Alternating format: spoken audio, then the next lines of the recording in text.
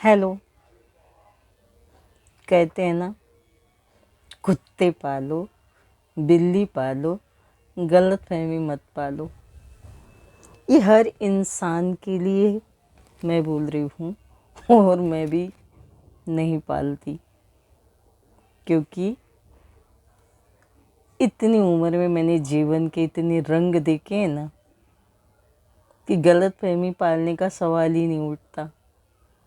मेरी तो ज़िंदगी ऐसी सी सच्चाइयों से निकल रही है आज भी कि जहाँ मैं गलतफहमी पालना शुरू भी करती हूँ ना, वहाँ वो एक मच्छर जैसा काटता है ना शरीर में, वैसे कहीं न कहीं से एक पिंच आता है और मेरी औकात मुझे बता देता है। आज मैं बातें क्यों कह रही हूँ? संजोग से मुझे कहीं जाने का मौका मिला, इधर उधर मौका मिलता है जाने का।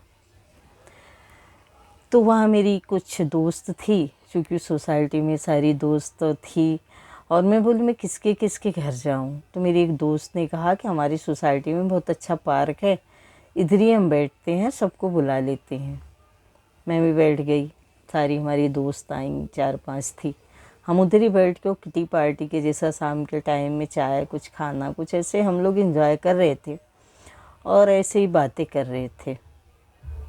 इतने में मैंने देखा कि एक बुजुर्ग बहुत ही अच्छे थे, वो बैठे हुए थे, 70-75 की उम्र होगी, और उन्हीं के बगल में एक और बुजुर्ग आए, हाथ जोड़ा और बैठे। तो वो जो बुजुर्ग बैठे थे उन्होंने कहा दूर हट जाओ।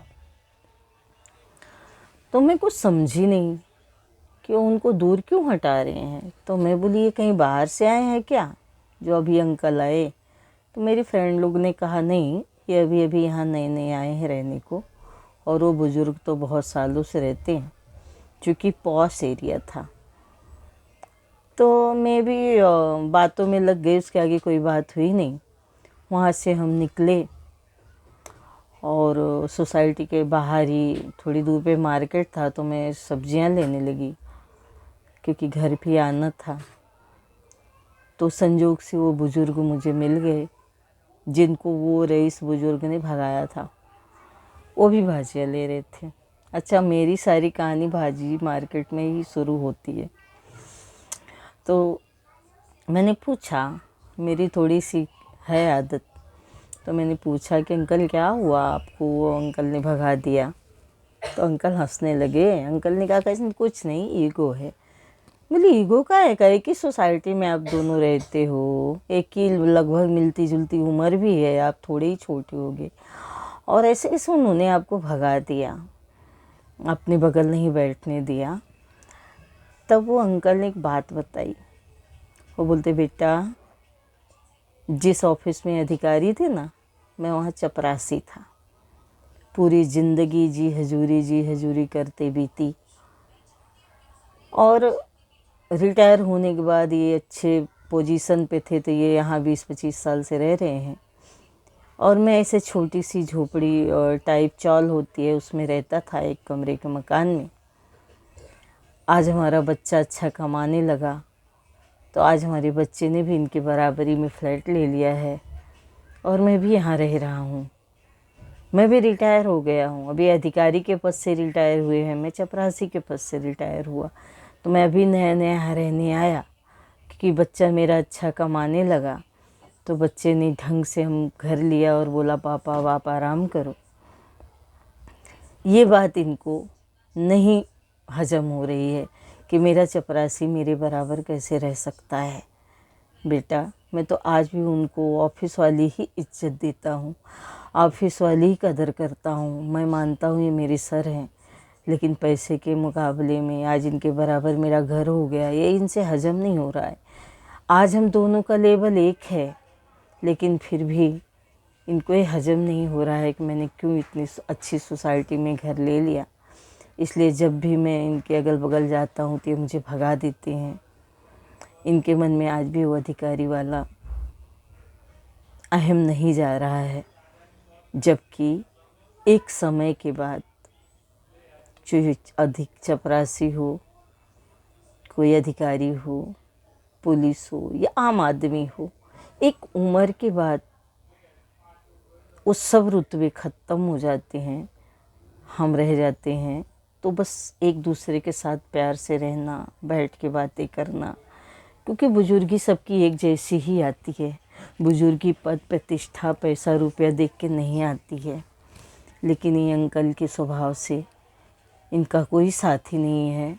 और सबसे दुख की बात यह है कि अंकल के दोनों बेटे अमेरिका में शिफ्ट हो गए हैं। अंकल की पत्नी भी पिछले महीने ऑफ हो गई, अकेले हैं ये। फिर भी इनको आज भी वो चपरासी और अधिकारी वाला वहम बना हुआ है। मैं वहाँ से आई और पूरे रास्ते यही सोचती रह गई कि हमारे पुरातन बुजुर्गों ने कहा था, यहीं का है, यहीं था, यहीं रह जाएगा। क्या लेके आए थे, क्या लेके हम जाएंगे। कभी हम किताबों में पढ़ते थे, जो भी लिखा था वो आज जीवन में हमारे हो रहा है। अरे प्रेम से बैठो, आपस में बातें करो, दुख सुख शेयर करो। कहते हैं ना, अकेला इंसान कोई सुख नहीं ले सकता है, क्योंकि अपने आप से सुख भी नहीं बांटा जाता। सुख बांटने के लिए भी कम से कम 2 लोग चाहिए और दुख बांटने के लिए भी 2 लोग चाहिए। ये ईगो, ये घमंड, ये दौलत, ये शोहरत सब यहीं रह जानी है। लेकिन ऐसे ही मुझे एक और बात याद आई कि राजस्थान में 4 दोस्त थी, चारों पानी भरने गई। क्योंकि राजस्थान में पानी की बहुत किल्लत है, तो पानी थोड़ा दूर बावड़ी से लाना पड़ता था। तो चारों पानी भर के अपने अपने सर पे लेके आ रही हैं और बातें कर रही हैं। तो एक बोलती है, एरिया का मेरा बेटा पहलवान है, बड़े बड़े पहलवानों को पीछे कर चुका है। तो दूसरी बोलती है कि मेरा बेटा एरिया का डॉक्टर है, लाइन लगी रहती है। तीसरी बोलती है कि मेरे बेटा एरिया का बहुत बड़ा बिजनेसमैन है, अच्छा पैसा कमाता है। चौथी जो सहेली थी वो चुप थी और वो सबसे पीछे लेके मटका चल रही थी। इतने में वो पहलवान बेटा आया, शाम का टाइम था, और बोला, मम्मी जल्दी आओ, मैं थक गया हूँ, मुझे खाना दो। वो घमंड में बोली, ये मेरा बेटा है। थोड़ा आगे गई तो दूसरे बेटा भी आया और सामने से निकल गया गाड़ी लेके। बोलता, मम्मी जल्दी आओ, दिन भर आज मैंने बहुत बिजनेस किया, भूख लगी है। घर के करीब पहुँचे तो डॉक्टर बेटा भी आ गया और फट से बोला, मम्मी आ जाओ, भूख लगी है। तीनों बोल रही हैं, चौथी से कि आप बोल नहीं रहे हो। चौथी चुप थी। इतने में चौथी का बेटा आया, जो चौथी सहेली थी। अपनी माँ के हाथ से घड़ा लिया, घड़े को सर के ऊपर किया और अपनी माँ को बोला, माँ चलो शाम हो रही है, संभाल के चलना, पैर में पत्थर न लग जाए। ऐसी होनी चाहिए औलाद और ऐसे होने चाहिए संस्कार। सारी गलती बच्चों की नहीं होती है। कभी कभी हम माँ बाप भी ज़्यादा पैसा कमाने के चक्कर में, ज़्यादा दिखावा, ज़्यादा बड़प्पन, किसी को नीचा दिखाने के चक्कर में वो संस्कार देना भूल जाते हैं जो एक बच्चे को देना चाहिए। इंसानियत, नम्रता, प्यार, सत्कार, इज्जत। और वही बच्चे जब बाद में जाके विदेशों में बस जाते हैं, वही बच्चे मेरे बगल से निकल जाते हैं, मेरे दुख की परवाह नहीं करते हैं।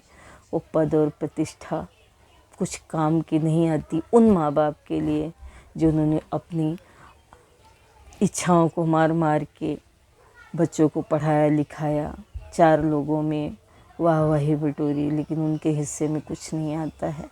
तो प्लीज़ अच्छा पढ़ाएं, अच्छा लिखाएं। लेकिन सबसे पहले आजकल के बच्चे दयाहीन होते जा रहे हैं, क्योंकि उसमें गलती हमारी है।